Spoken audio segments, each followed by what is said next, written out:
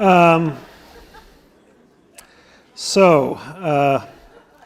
what an honor and pleasure it is to be here. There's so many distinguished people in the audience. They are they seem, at least from this vantage, numberless, but I know who you are, and I'm grateful if you don't hoot. I want to tell you 3, maybe 4 stories in the next few minutes, 2 of which happened to me quite recently. And I want to leave you with one phrase, and I think if I can do that, I will have succeeded in my task this afternoon. The first story concerns a very unusual group of which I am the youngest member. About 10 or 12 years ago, I got a call from a now deceased New York City lawyer, a big macher, who said, we have this little group that meets at such and such a hotel. We think you should join. Why don't you come if you're free at 8:30 in the morning on such and such a date? And it's just an hour's conversation. I said, okay, sure, whatever.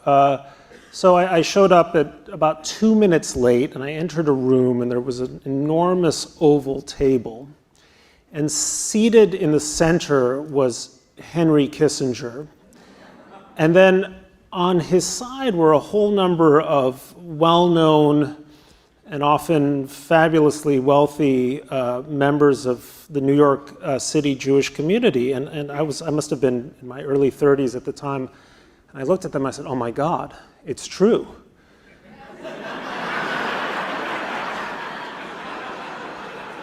The Elders of Zion. That is not, in fact, the name of the group. In fact, it's the Altercockers of Zion. But it's an interesting group composed of really genuinely distinguished members who get together every 4 or 5 months or so, really to talk about challenges confronting the Jewish people and the state of Israel. And the last time I was there, which was just a few weeks ago, 2 or 3 weeks ago, a very distinguished senior member of the group who is a name, I won't mention it, but he is known to, I'm sure known to you all, very right-wing.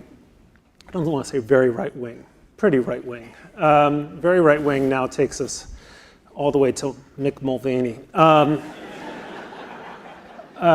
Although give him time. Made the following argument. He basically said, the Jewish people have no real enemies on the right. All the enemies are on the left. Right now, the crisis of the Jewish community is a crisis that is occurring, broadly speaking, within the fold of the Democratic Party. It is a crisis whose headliners are Ilhan Omar, Rashida Tlaib, AOC.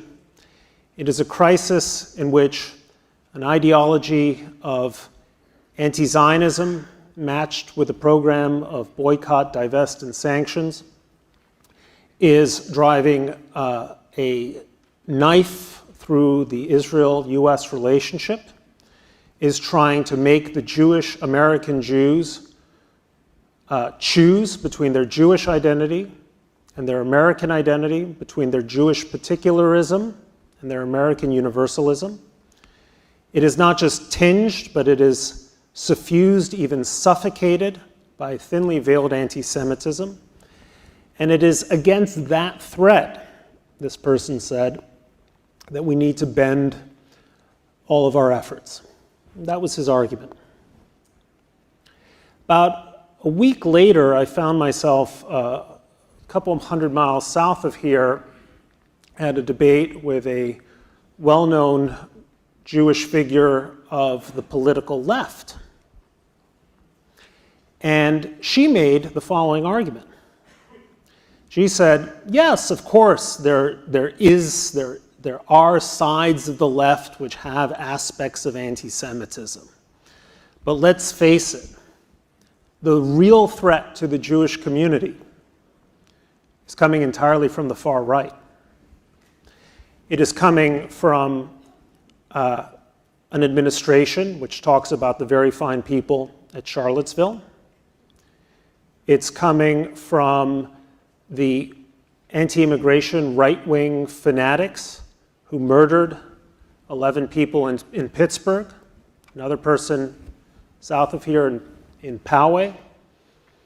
It is coming from the new nationalists who sometimes espouse pro-Israel views, but are essentially the modern face of fascism. To her way of thinking,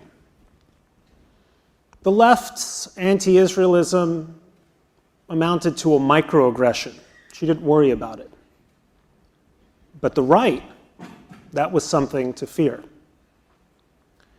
So these two experiences of listening to these two figures reminded me of a book that I read several years ago, which really left an indelible impression. And if any of you are in search of reading material, take this name down. The author was a distinguished post-war German historian by the name of Joachim Fest. And he's well known in Germany. He wrote the first German biography of Hitler. He was a significant cultural figure until he died, I think, in 2006. Fest was born in Berlin in the middle of the 1920s, 25 or 26. And he was born to a Prussian, Catholic, and politically conservative father who was the headmaster of the local gymnasium. But this father, to his immense credit, would have nothing to do with the Nazis and the Nazi movement, to the point that he ended up being expelled from his job. His family was reduced to penury because he would not bend to Nazi demands that he conform, salute, and so on. So the book, Not I, is really a tribute by Fest to the courage and wisdom of his father. His father was also a great Philo-Semite and had many Jewish friends in the intelligentsia of post-World War I Germany. And in the book, the father makes this observation about German Jews, or as he calls them, Prussian Jews, which I jotted down because I thought it really is what I want to share with you today. This is the observation. In their self-discipline, their quiet civility, and unsentimental brilliance, the Jews had really been, according to the father, the last Prussians.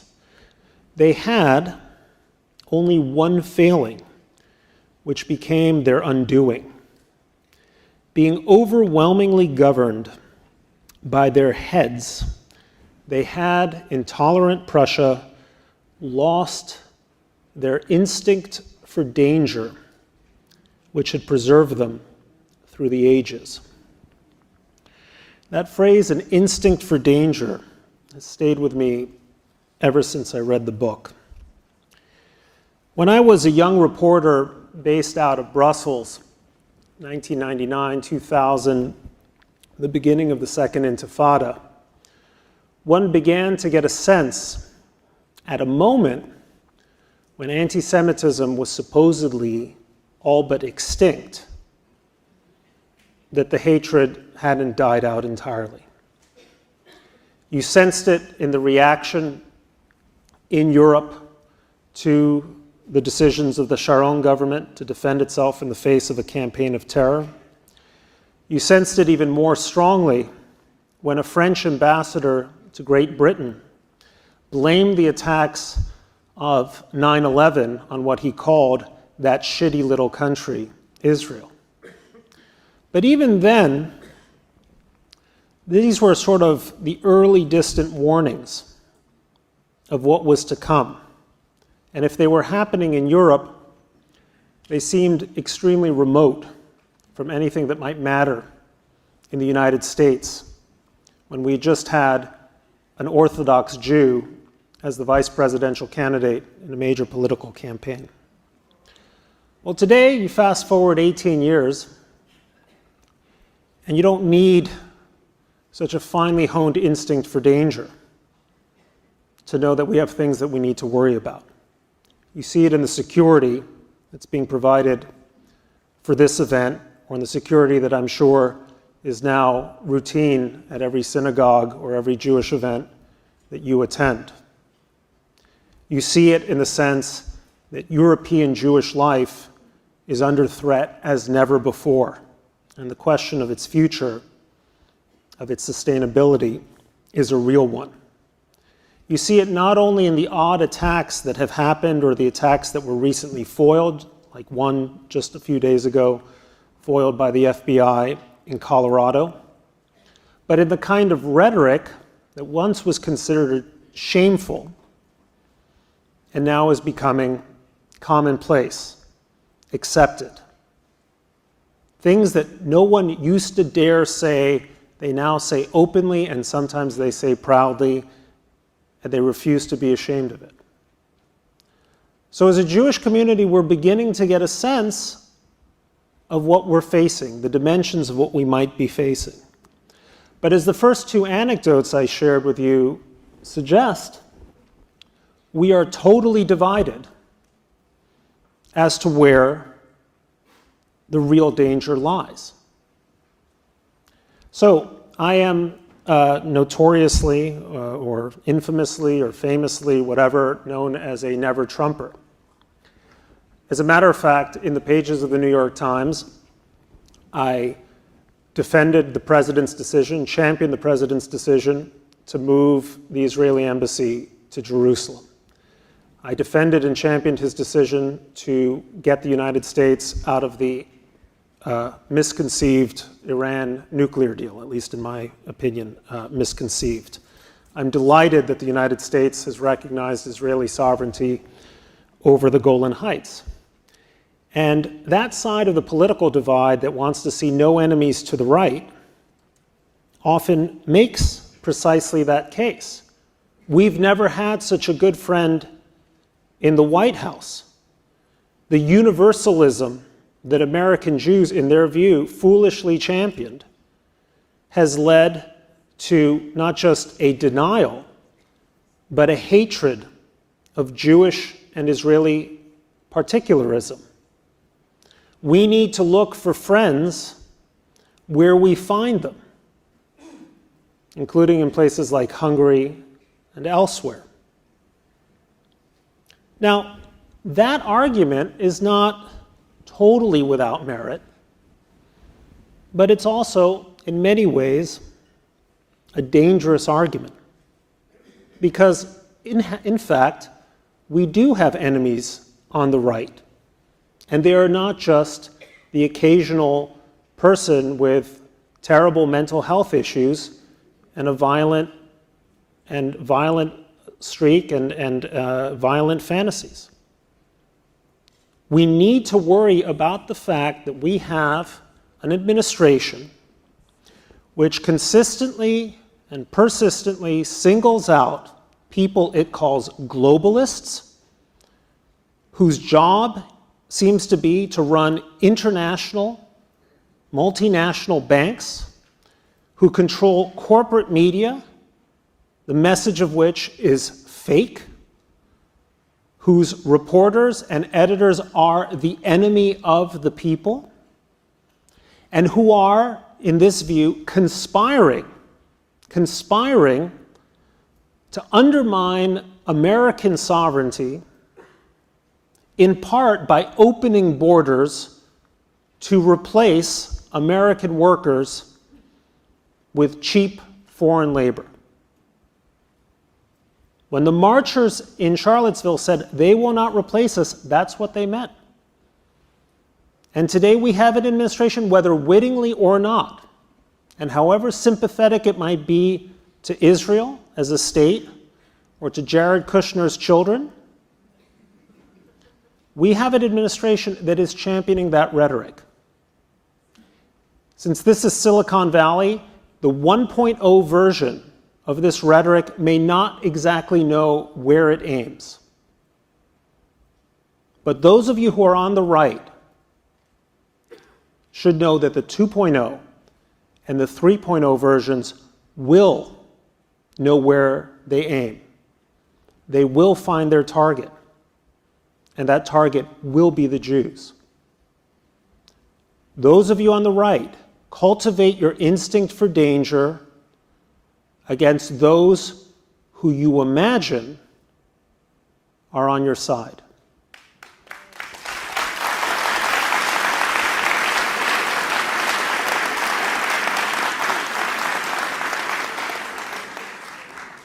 Now, those of you on the left,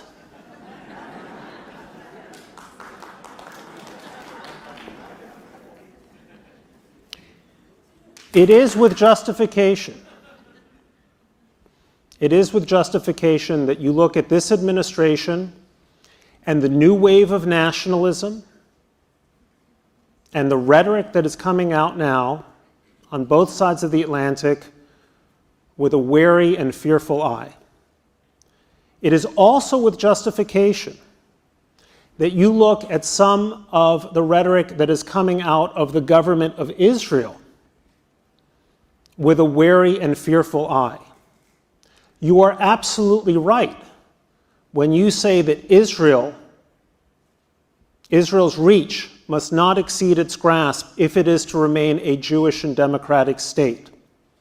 You are absolutely right to be fearful when, as an election slogan, the Prime Minister of Israel offers to annex large swathes of the West Bank, and who aims at some kind of end state with the Palestinians that makes it absolutely impossible to separate from a people from which the Israeli people must at some point be separated if it is to survive.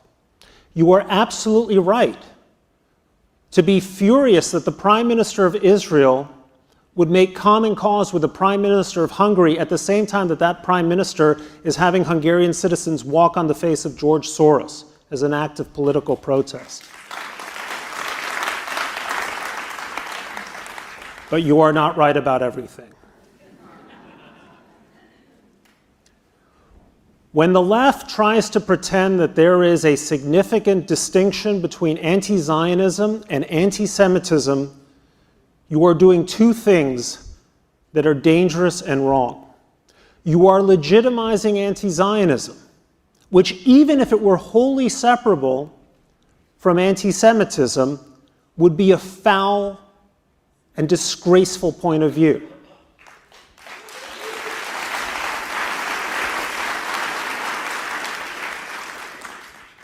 Nobody calls for the elimination of the Czech state, the Danish state, the Bangladeshi state, the Zimbabwean state, and yet common on campuses around the world, and especially, if I may say, in this state, California, they call for the elimination of one state, one identity. Let's assume that Jewishness had nothing to do with it. 9 million, 10 million Israelis have developed this thriving culture, this vibrant democratic system, this unique ecosystem of values, tastes, abilities. And that's the state they want to eliminate. Anti-Zionism alone is a disgrace. So when the left separates anti-Zionism from anti-Semitism, they're legitimizing what shouldn't be legitimized, but they're doing something else. They are cloaking something that needs to be unmasked. They are cloaking the anti-Semitism that defines the overwhelming majority of anti-Zionism.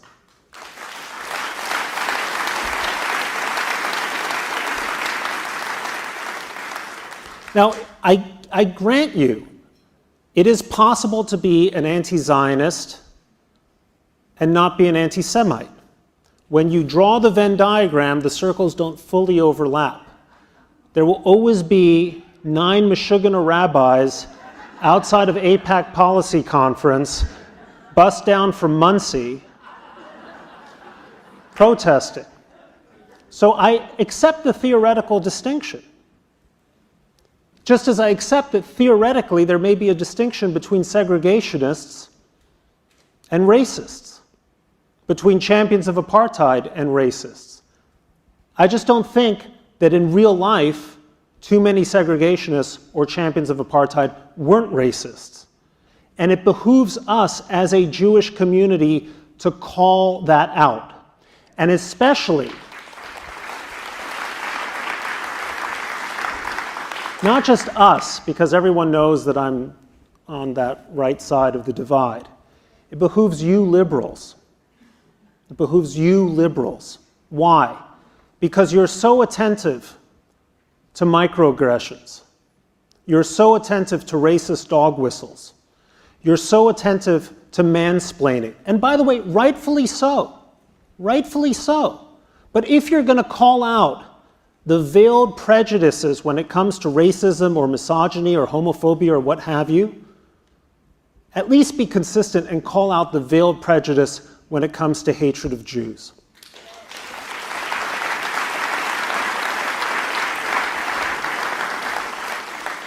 And another thing I have to say to the left.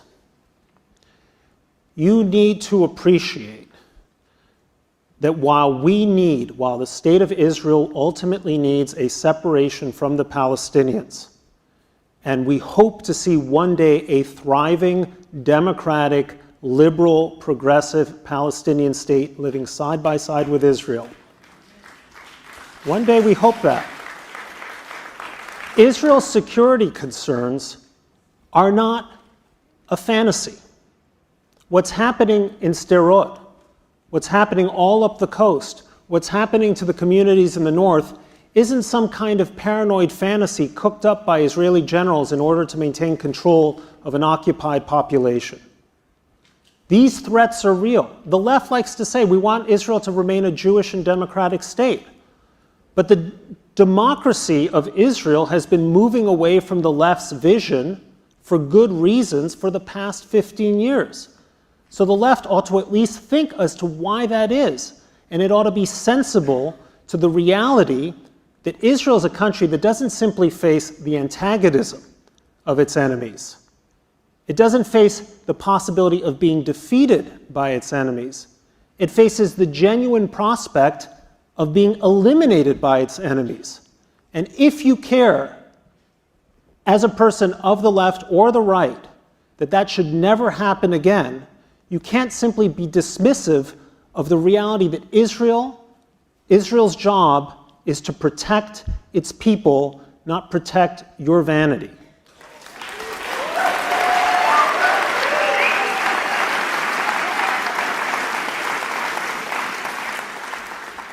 So what should you do? Number one, and I mean this quite sincerely, hold conferences like this. This is amazing. I don't know, I met one person to whom I'm indebted for being on this stage. There are many of you. Thank you. Thank you. We scribblers and intellectuals rely on people like you to put together amazing conferences like this, and they matter.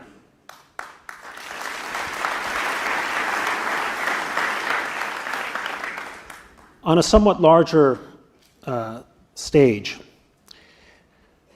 we need to remind ourselves of something called the liberal international order, what it means, and why the United States ought to defend it.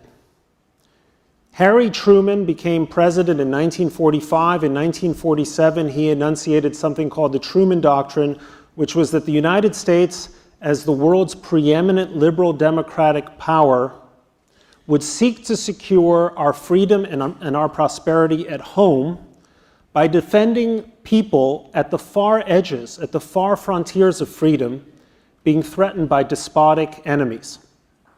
And in 1948, he came to the defense of the people of West Berlin. And in 1948, he recognized the State of Israel 12 minutes after its declaration. And in 1950, he came to the defense of the people of South Korea. All extremely unpopular decisions at the time, None of them made any sense from a purely transactional point of view, but think of the extraordinary dividends that were reaped when America decided to define its interests according to its values, rather than do what this president might try to do, which is define our values according to our interests. That liberal democratic order, which is now being threatened by a new fad championing nationalism, whether in one country or another, that liberal democratic order is under threat. If you care about America's role in the world, or the fact that Israel is nestled safely and securely under the protection of a great nation like ours, you should champion it, you should defend it, and that goes especially to my friends on the right. The second thing, or the third thing I should say, is we need to defend American values for a universalism that has the ability to embrace particularism, not least Jewish particularism, and we need to defend Israeli values that are also able to broaden their sphere and embrace what is universal. America and Israel are not the same country, they are not the same concept. Israel is the homeland of the Jewish people. It is defined by a sense of nationhood, and that is fine and fair. It is finer and fairer when that sense of nationhood is generous and broad-minded and embraces diversity and different communities, including the Arab community, the Druze community, and everyone else who's coming to Israel to seek protection for themselves in a majority Jewish state. And we defend American values by never forgetting where each of us, or our mothers and fathers, or our grandfathers and grandparents came from. We are a society defined centrally by immigrants and immigration, and by immigrants who did not come here via Norway with PhDs. They came here humbly, poorly, without language, without skills, being looked down upon by a previous generation of Americans. And yet look what we became. Look what we became. Around you, you're going to see people, maybe not in this room, but when you go to a restaurant, you will see people who will be serving you, who will be busboys, and you should look at them and say, those people in those humble jobs, they're my grandparents. They're us. When we champion them, we defend ourselves. Last point I want to make, last anecdote I want to share.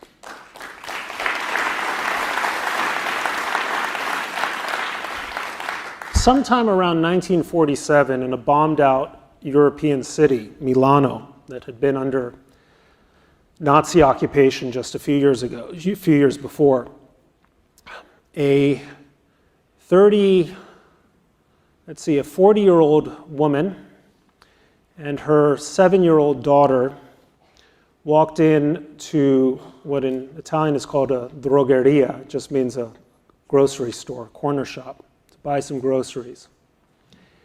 And the mother spoke fluent Italian, but she spoke it with a faint accent. And as she went to pay for the groceries, the shopkeeper looked at this woman and said, "Why don't you people go back to where you came from?" Where would they go? That mother had been born in Moscow and had fled the Bolsheviks, the enemy on the left, after her father had been arrested by the NKVD. And then they'd gone to Berlin until 1933. And then they'd had to flee again, this time the enemies on the right. And they'd arrived in Italy just before the race laws. And the race laws took place, and thanks to the kindness of strangers, they were able to make it through the war. In 1947, they couldn't go back to Russia. They would never go back to Germany. Italy didn't want them. Israel was still a glimmer on the horizon, although an increasingly visible one. Where would they go? few years later, Harry Truman, greatest president of the 20th century, passed the Displaced Persons Act, and they had a place to go. And they arrived in America in 1950 with $7 between them. Needless to say, these two women are my grandmother and my mother. Our role is to make sure that America should always remain a country that will welcome them and everyone like them, regardless of their race or religion, and that failing that,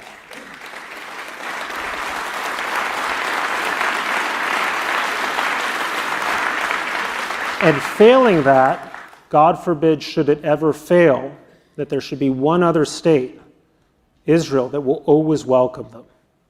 So preserve your instinct for danger, and remember that your role as Americans and as Jews comes down to 3 words: protect and protect and protect. Thank you very much.